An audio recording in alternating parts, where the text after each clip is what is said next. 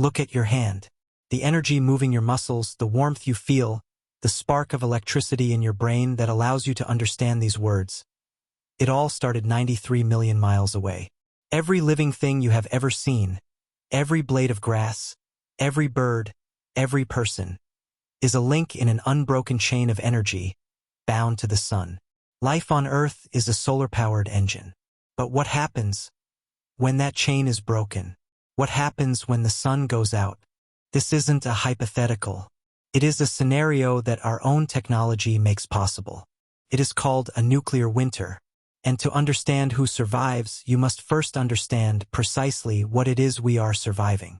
When we picture nuclear war, we picture the blast, the mushroom cloud, the flash of light.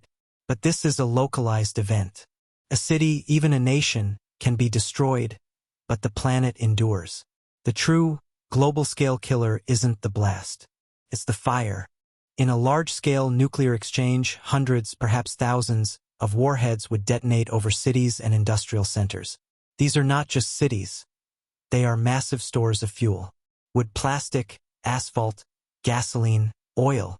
The result is not just an explosion. It is a continental-scale immolation. Firestorms are created, so vast and so intense they generate their own weather. They create towering, violent clouds called pyrocumulonimbus clouds, literally, firestorm clouds.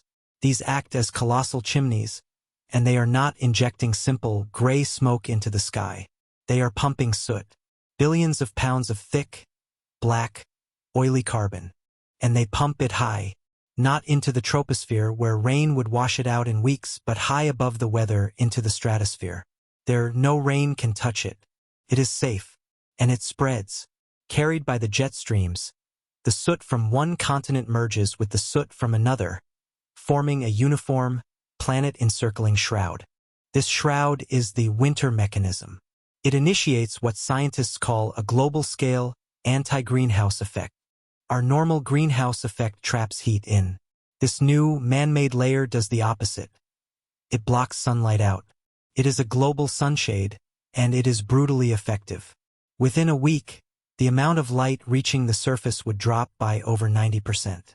Within 2 weeks, it would be a world of perpetual twilight, and then perpetual midnight. The first consequence is darkness. Photosynthesis, the process that powers nearly all life, stops. Simply ends. On land, plants are starved of light. They cannot create sugar. They begin to cannibalize their own chlorophyll, turning a sickly yellow, then a dead brown. Within months, the great forests of the world are skeletons. In the oceans, the foundation is even more fragile. The microscopic phytoplankton that float in the sunlit upper layers, which produce half the oxygen we breathe, die in a matter of days. They rain down onto the ocean floor, and the surface of the sea becomes a crystal-clear, sterile desert. The second consequence is cold.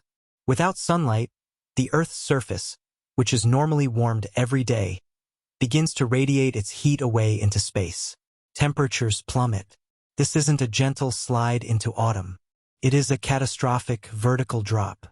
Within weeks, mid-latitudes in summer would experience deep freeze temperatures. The drop would continue, stabilizing at a new, horrific average. Land masses would see temperatures fall by 20 to 30 degrees Celsius.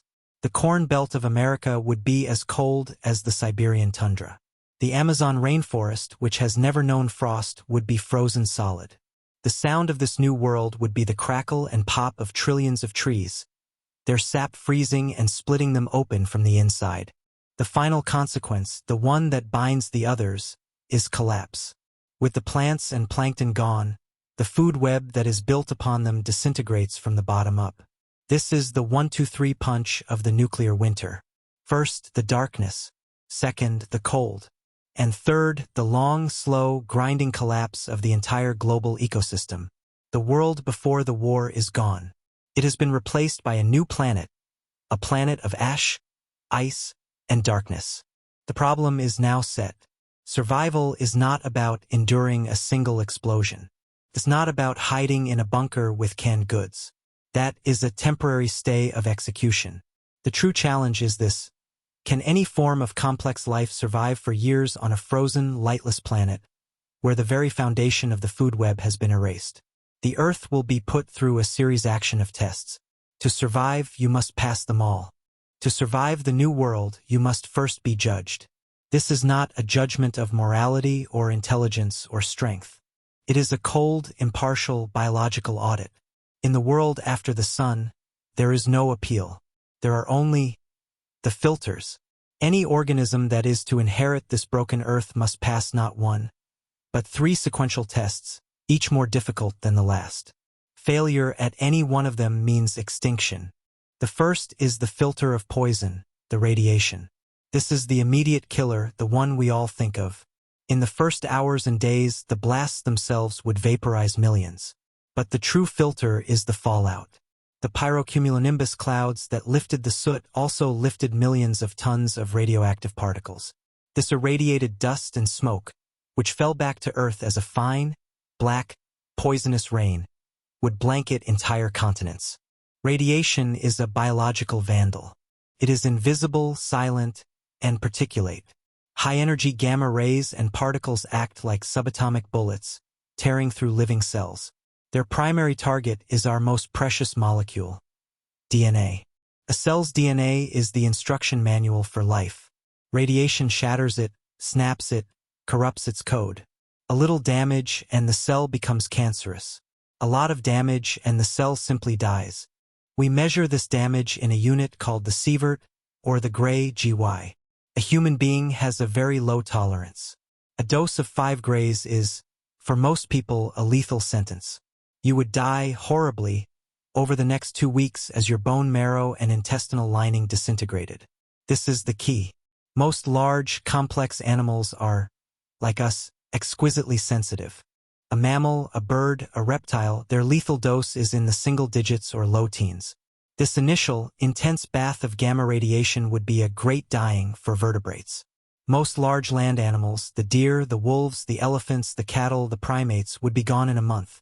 This filter immediately and violently culls the earth, removing the complex. The second is the filter of physics, the cold and dark. This filter begins its work as the radiation fades. The sky is black. The cold is profound. This is a sensory and metabolic filter. First, the dark. Any animal that relies on sight to hunt, to navigate, or to find a mate is now blind. The eagle, with its famously sharp vision, is rendered useless. Can hear a mouse, but it cannot strike it. It will starve. Then the cold. This is the great filter for the cold-blooded, the ectotherms. A reptile, like a lizard or a snake, is a solar-powered creature. It has no internal furnace. To move, to hunt, to even digest, it must absorb heat from the sun. In a nuclear winter, there is no sun. There is no heat. For a tropical lizard, the end would come in hours. It would slow, become lethargic, and simply stop. Frozen solid. Amphibians, with their permeable, moist skin, would be among the very first to die, their bodies freezing and shattering. But what about the warm-blooded? The endotherms, like mammals and birds, we make our own heat. Surely we have the advantage. In a normal winter, yes. But this is not a normal winter. An internal furnace is a cost. It demands fuel. Massive amounts of fuel. A tiny shrew, to maintain its frantic metabolism, must eat nearly its own body weight every single day. In a dead, frozen world, that is an impossibility. It would starve in less than 24 hours. A bird, which must burn calories to fly, would be grounded. A large mammal, like a deer, would burn through its fat reserves in a few weeks, shivering in a forest of dead trees. The very advantage of being warm-blooded becomes a fatal metabolic trap. This filter removes all who are not perfectly insulated, or who cannot survive a world without external or internal heat. The third and final test is the filter of time, the famine. This is the true executioner. It is the great killer. The radiation culls the weak. The cold culls the unprepared. The famine culls everyone else. It is a filter of pure attrition. When the sun is blocked for years, the global food web does not just shrink. It stops. Let us trace the timeline of the Great Famine. Month 1. All plants are dead or dormant. All phytoplankton are gone. The planet's herbivores, from the smallest rabbit to the largest elephant, are now browsing on dead, nutrient-poor roughage. They begin to die in waves, their digestive systems failing. Month 3. The scavengers are having a fool's feast. Crows, rats, hyenas, vultures. They are thriving on the sudden bounty of billions of frozen carcasses. But this is not a renewable resource. It is a one-time withdrawal from the bank of life. Month 6. The carcasses are picked clean, frozen solid, or buried under black, radioactive snow. The scavengers, their feast over, now turn on each other, and then they too begin to starve. Year 1. The winter is just settling in. It will last for years. The planet is now functionally sterile on its surface. There are no living plants. There are no living herbivores. There are no living carnivores. There are no living scavengers. The silence is absolute. This filter removes any and all life that relies on a living ecosystem. It eradicates the entire food web as we know it. To pass this final, terrible filter, an animal cannot eat plants, cannot eat animals that eat plants. It must somehow have a food source that exists outside this chain. It must find a way to eat the dead, or it must find a way to not eat at all. These 3 filters, in sequence, will systematically dismantle the biosphere. The question is, will anything be left? In our collective imagination, we have already chosen our survivors. We tell stories of the humble, the resilient, the invincible creatures who will inherit a world we have broken. But the nuclear winter does not care about our fables. It is a physics problem. It is a chemistry problem. And it demands a biological solution. It is time to put the myths on trial. Our first and most famous candidate, the cockroach. It is the symbol of ultimate survival. We joke that after the final bomb, all that will be left is cockroaches, and they've been around for 300 million years. They can supposedly survive decapitation, starvation, and, of course, radiation. Let's check the facts. We'll examine the Blatella germanica, or German cockroach, a common house pest. How does it fare against the filters? Filter 1. Radiation. The myth is true, sort of. A human receives a lethal dose at around 5 to 10 grays. A cockroach? It can withstand a staggering 600 to 700 grays. This is because their cells divide more slowly, offering fewer targets for DNA damage at any given moment. Against the initial fallout, the cockroach passes with flying colors. Filter 3. Famine. Again, it excels. Cockroaches are the definition of omnivorous. They will eat anything. Glue, paper, soap, dead skin, their own dead. In a dead world, our ruined cities would be a smorgasbord. For a time. Passes this filter, at least initially. Filter 2. The cold and dark. And here, the myth collapses. Why do cockroaches live in our houses? Because they are tropical. Periplaneta americana, the American cockroach, is native to Africa. These animals are seeking our warmth. They have almost no ability to survive a hard frost, let alone a global deep freeze. When the global temperature plummets to 20 degrees below freezing, the water in their cells will crystallize. They will die. Every last one of them that isn't lucky enough to be miles deep in a geothermally heated mine shaft. The cockroach does not inherit the earth. It freezes to death. Verdict: fails filter 2. Our second candidate is the new champion of resilience, the microscopic marvel, the tardigrade. The water bear. Its list of superpowers is legendary. Can survive the vacuum of space. Can be boiled. Can be frozen to near absolute zero. It can withstand pressures that would crush a submarine. And radiation, a dose of 5,000 grays. It makes the cockroach look fragile. Surely this is our survivor. Let's check the facts. The tardigrade's secret is not toughness. It is absence. When conditions become unsurvivable, it undergoes a process called cryptobiosis.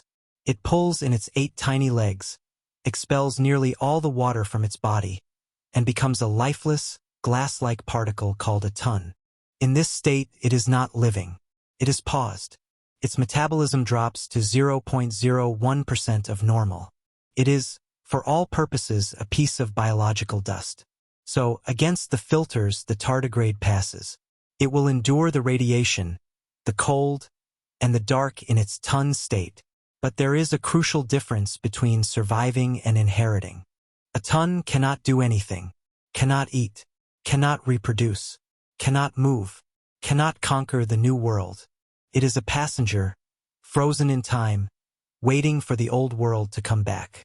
When the winter finally ends, years later, if a reanimated tardigrade is lucky enough to land in a droplet of water next to its food source, a microscopic algae or nematode, it will spring back to life. It survives, but it does not rule the dark world. It simply waits for the dark world to end. Verdict: survives, but does not conquer. Our third candidate, the scorpion, ancient, armored, a creature of the extremes. They've been on Earth for over 400 million years. Let's check the filters. Filter 1. Radiation. An emperor scorpion can tolerate doses up to 1,500 grays. They are astonishingly resilient. Pass. Filter 3. Famine. Here they are masters. A scorpion has a slow, patient metabolism. Can eat one large meal, a beetle, a small lizard, and then wait. Some species can live for an entire year without another meal. This is an incredible advantage in a world where food is scarce. Filter 2. The cold. And again, like the cockroach, the specialist fails. Scorpions are ectotherms. The desert species, which can handle incredible heat, will freeze solid in the first week of the new winter. The forest species, adapted to temperate climates, will last longer. But as the deep freeze sets in, they too will succumb.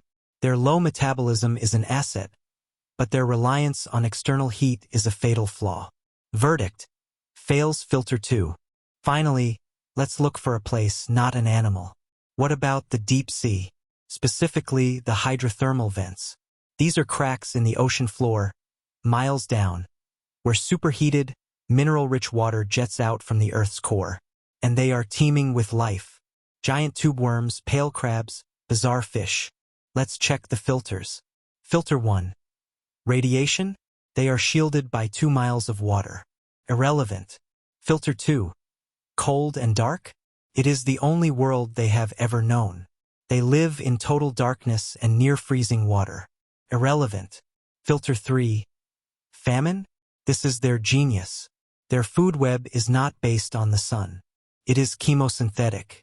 The base of their food web is bacteria that eat hydrogen sulfide, a toxic chemical. Their sun is not our sun. Their sun is the Earth's core. The nuclear winter would happen, and they would not even know. They would be completely 100% unaffected. So they win. But like the tardigrade, it is a hollow victory. They are prisoners of their own perfection. They are so hyper-specialized for that one extreme, isolated environment that they cannot leave. The surface world, even a dead one, is as alien and lethal to them as the moon. They survive, but they are trapped in the basement, unable to repopulate the empty planet above. The search for the heirs of the surface must continue. We have been looking in all the wrong places. We have been looking for the spectacular. We have been looking for armor, for superpowers, for resilience to heat or poison. But the nuclear winter is a different kind of war. It is a war of attrition, and the winners will not be strong. They will be correct. They will possess a biological toolkit, a specific set of 3 items that, when combined, turn a dead, frozen, poisoned world into a paradise. The first item in the toolkit is a radiation shield. We saw how radiation obliterates complex life. The cockroach and scorpion taught us that you can resist it with biology. But there is a much simpler way. Don't be there. The best way to survive radiation is to put something between you and it.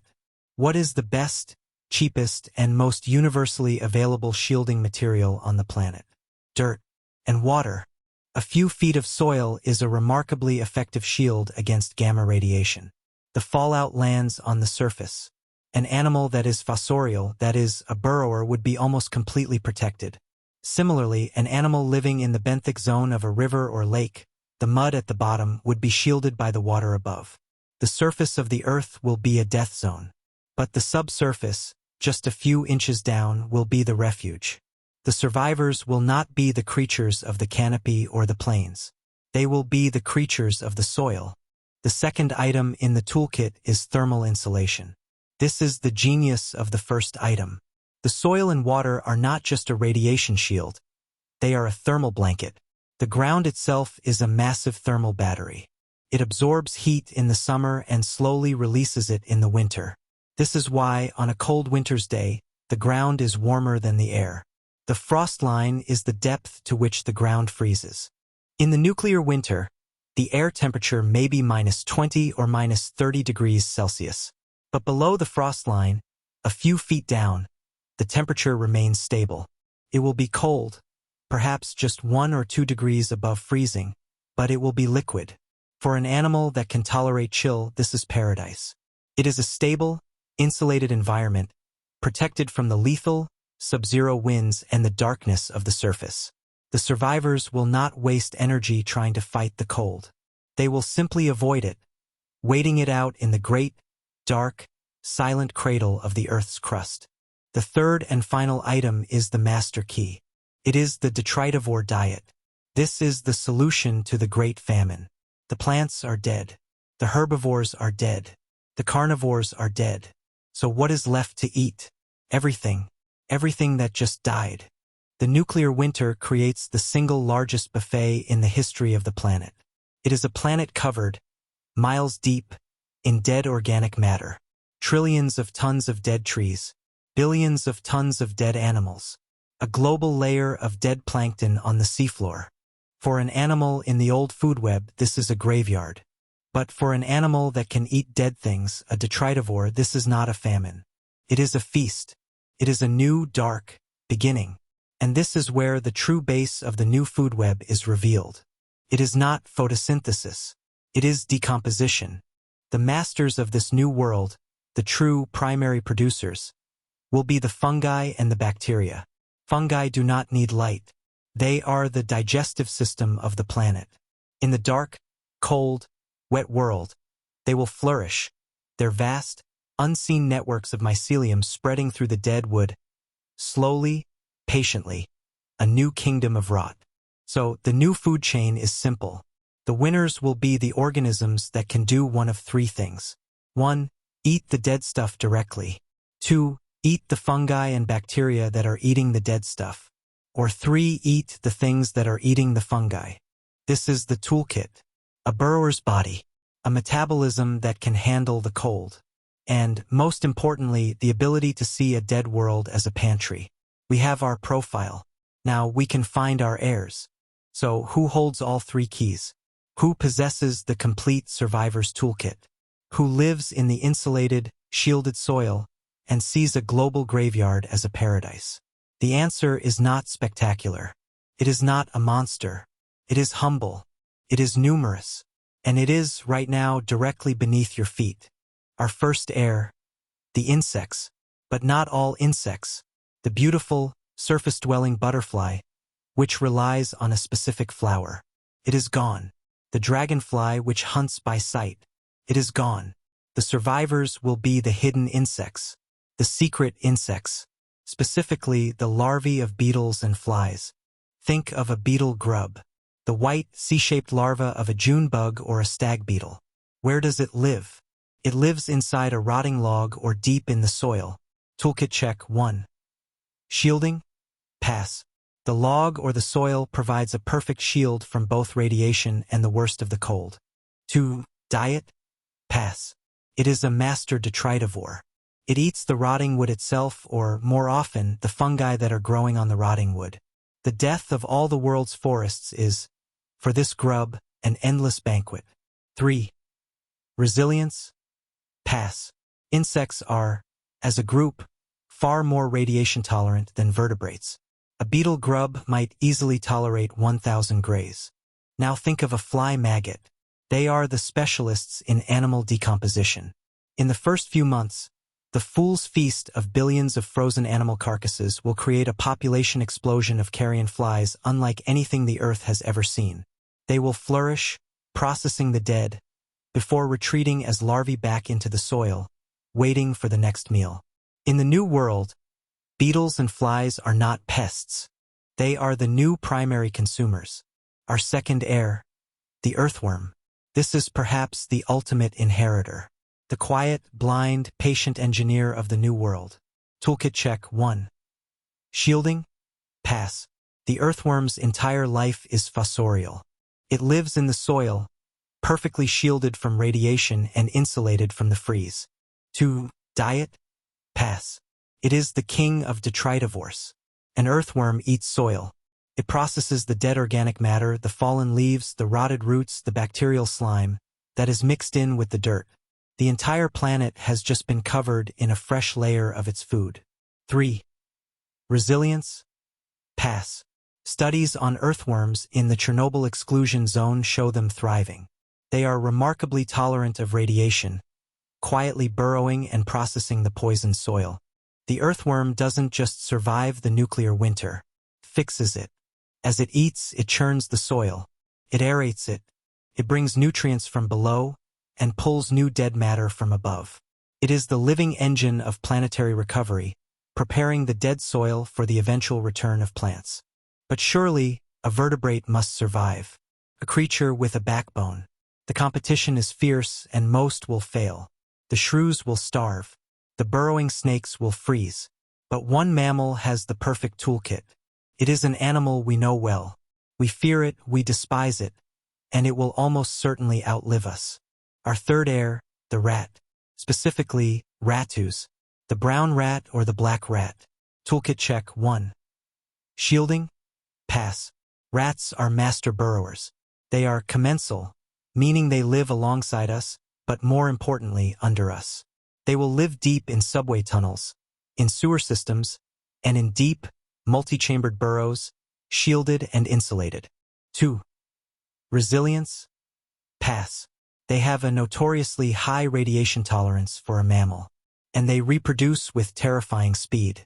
A single female can have a litter of a dozen pups in just 21 days. This rapid reproduction allows them to absorb losses and adapt via natural selection at a blistering pace. 3. Diet? This is their master key. The rat is the ultimate opportunistic omnivore. It is not a specialist. It is a generalist, and in a world of total chaos, the generalist wins. Let's trace the rat's journey. Month 1. The rat will feast on the mountains of wasted, non-perishable food in our empty cities. Bags of grain, boxes of pasta, canned goods. Month 6. The rat will move to the fool's feast. It will become a scavenger, gnawing on the frozen carcasses of deer, dogs, and humans. Year 1. The cities are picked clean. The carcasses are gone. Now the rat's true genius emerges. It will hunt. It will become the apex predator of this new, dark world. It will use its warm blood, its sharp teeth, and its keen sense of smell to hunt the other survivors. It will dig into the soil to eat the earthworms. It will tear open the rotting logs to eat the beetle grubs. In the world before, the rat was prey, hunted by owls, snakes, and cats. In the new world, all its predators are gone. In this kingdom of the blind and the slow, the rat is the new wolf. It is the warm-blooded, fast-moving, intelligent hunter in a world of insects and worms. The world of the nuclear winter is not empty. It is a simplified, brutalist ecosystem. It is a world of rot, ruled by fungi.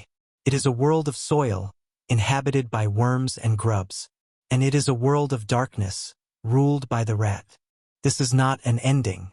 This is a reset. The long, global night of the nuclear winter, the reign of the soot, cannot last forever. The laws of physics that created it will also destroy it. High in the stratosphere, the black carbon particles are not stable. Slowly, patiently, gravity pulls them down.